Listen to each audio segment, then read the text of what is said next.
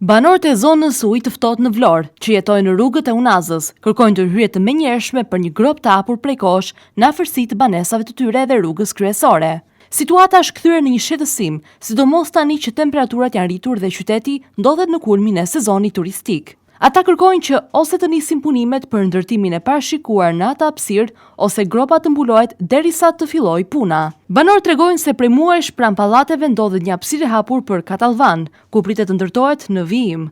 Sipas tyre, kjo situatë ka sjellë shtim të mushkonjave nga ujërat e ndënjura dhe barishtet, por edhe praninë e bretkosave, të cilat dëgjohen gjatë gjithë mbrëmjes së natës, duke krijuar shqetësim për familjet që jetojnë pranë. Ne nuk jemi kundër ndërtimit, përkundrazi, le të ndërtohet dhe të zhvillohet zona, por nuk mund të lihet kështu në këtë gjendje, të paktën të mbyllet gropa dhe të mos ketë ujëra të ndenjura, shpreh banorët e zonës. Nga vëzhgimi në teren duket se firma e ndërtimit ka ndërmarrë disa masa paraprake, duke depozituar pranë gropës një sasi vlerash. Megjithatë, këto materiale nuk janë përdorur ende për mbulimin e hapësirës së hapur dhe situata mbetet e pandryshuar. Banorët shprehen se zona ku ndodhet gropa është mjaft e frekuentuar, sidomos gjatë verës, pasi pranë saj kalojnë turistë dhe pushues që zgjedhin ujin e ftohtë për qetësinë dhe afërsinë me detin. Të mbyllet gropa ose të fillojnë punimet për ndërtimin.